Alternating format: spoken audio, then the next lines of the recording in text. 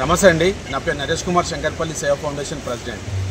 ఇప్పుడు నేను నిల్చుంది మన శంకర్పల్లి మూసీ నది మధ్యన అనంతగిరి అనంత పద్మనాభ స్వామి అడవుల్లో పుట్టి అక్కడ నుంచి మూసీ నది శంకర్పల్లి గుండా హైదరాబాద్ వరకు వెళ్తుంది. చాలా విశిష్టత, పురాతనమైంది, సనాతన ధర్మంకి సంబంధించిన పవిత్రమైన ఇదొక నది మూసీ నది. అయితే ఇప్పుడు వరదలు వచ్చినప్పుడు మాత్రమే ఈ నదిలో నీళ్లు ఉంటాయి. ఇక్కడ సైడ్కు కనిపించేది ఇక్కడ గంగాదేవి విగ్రహం ఉండేది. ఆ వరదల ఉధృతికి ఆ గుడి మొత్తం కూలిపోయింది. మంచి మనసున్న దాతలు అంటే శంకర్పల్లి మున్సిపల్ సంబంధించిన కమిషనరు వీళ్ళందరూ పట్టించుకొని ఇదొక జాతీయ సంపద మన మూసీ నది. ఇక్కడ నేను చెప్పాల్సిన మ్యాటర్ ఏంటంటే, ఈ బ్రిడ్జి ఏదైతే పాతది కూలిపోయిందో, ఇది వందల సంవత్సరాలకు సంబంధించిన ఈ మూసీ నది బ్రిడ్జిది కూలిపోయింది ఈ మధ్య. సో దీన్ని శంకర్పల్లి మున్సిపల్ ఆఫీసర్లే కానీ, తర్వాత తెలంగాణ గవర్నమెంట్, జిల్లా కలెక్టర్ అంతా స్పందించి దీన్ని మళ్ళీ రీకన్స్ట్రక్షన్ చేసి దీన్ని పూర్వ విధానం మళ్ళీ తీసుకురావాలి. వాళ్ళ పక్కన నిల్చోండి.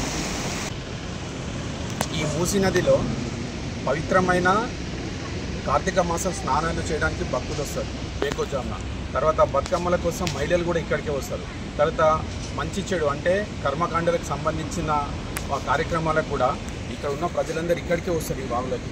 సో ఇక్కడ ఏమైందంటే, ఇది డ్యామేజ్ కావడము, ఇటు పక్కన మెట్లు లేకపోవడం. ఇక్కడ మూడు వైపులా, ఇటువైపు నా బ్యాక్ సైడ్ కనిపించే చోట ఈ బ్రిడ్జ్ని ఆనుకొని మెట్లు కట్టాలి అండి. ఒకవైపు చూపిస్తుంది ఇందాక, ఇగో ఇటు సైడ్ కూడా ఆ రెండు చోట్లేం కాక ఇటువైపు కూడా ఇక్కడ కూడా స్టెప్స్ కడితే మహిళలు బతుకమ్మల కోసము దిగి, ఇందాక చిన్నపిల్లలు కూడా వాళ్ళకి మెట్లు లేక దిగడానికి రావట్లేదు. ఇదే ఇక్కడ స్టెప్స్ ఉంటే మంచి దిగి ఒక నది దగ్గర ఉన్న ఎంజాయ్మెంట్ పొందేవాళ్ళు వారు. ఇక్కడ ఉంటే మహిళలు బతుకమ్మల కోసం దిగుతారు, మంచి చెడ్డ కార్యక్రమాల కోసం కూడా వృద్ధులు, గర్భిణీ స్త్రీలు కూడా. ఎందుకంటే హఠాత్తుగా మరణమైనప్పుడు హెల్త్ పర్పస్ ఒక్కొక్కరు పొజిషన్లు ఉంటారు, వాళ్ళకి ఇక్కడ దిగడానికి రాదు. ఈ శంకర్పల్లిలోని డాబా హోటల్ కానీ ఇంకా వేరే హోటల్ వాళ్ళు ఏం చేస్తారంటే, ఆ చికెన్ సంబంధించిన బొక్కలు, మందు బట్టలు, ఇక్కడ మందు బట్టలు కూడా ఉంది ఇక్కడ, ఇవన్నీ సీసాలు చెత్త చెదారం తీసుకొచ్చి ఇక్కడ వేయడంతో ఏమవుతుందంటే, ఈ మంచి కార్యక్రమాలకు, చెడు కార్యక్రమాలకు వచ్చే వాళ్ళకు సీసాలు దిగుతున్నాయి, దిగడానికి రావట్లేదు, చాలా ఇబ్బంది అవుతుంది. సో దీన్ని విజిలెన్స్ అధికారులు కాకుండా శంకర్పల్లి పోలీసులు, మున్సిపల్ శాఖ అధికారులు కూడా దీన్ని పర్యవేక్షించాలి. ఎందుకంటే ఇది ఒక జాతీయ సంపత్తు. ఈ మన నది ఇక్కడ ఉండడం చాలా అదృష్టము. ఈ శంకర్పల్లి దగ్గర ఉన్న ఇంత పవిత్రమైన మూసీ నది ఎట్లయితే ఉందో, మన రంగారెడ్డి జిల్లానే కాక యావత్తు తెలంగాణ రాష్ట్రము, ఆంధ్ర, భారతదేశంలోని ప్రతి గ్రామంలో ఏదో ఒక చోట ఒక నది ఉంటుంది. దాన్ని మీరందరూ కూడా నదిలో దిగడానికి, ఎక్కడానికి వచ్చే విధంగా స్టెప్స్ కట్టించుకోవాలి. చెత్త చెదరం వేయకుండా, కలుషితం కాకుండా, అండ్ డ్రైనేజ్ వాటర్ కూడా కలుపుతారు కొన్ని చోట్ల. అది కూడా చాలా తప్పండి. ఎందుకంటే గంగా అతి పవిత్రం. మన భారత సనాతన ధర్మంలో గంగకున్నంత విలువ ఇంకెక్కడలేదు. అలా చేస్తే మనం దాంట్లో మురికిల్నే మునిగినట్టు అవుతుంది.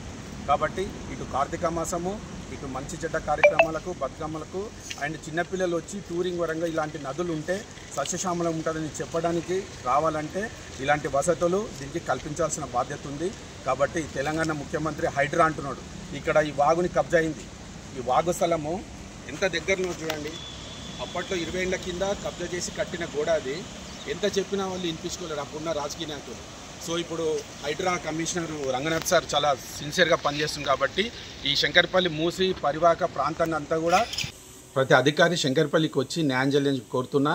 ప్రకృతి ప్రేమికులందరూ నా వీడియోని ఒక జాతీయ నదుల సంపద కోసం షేర్ చేయండి. నమస్తే.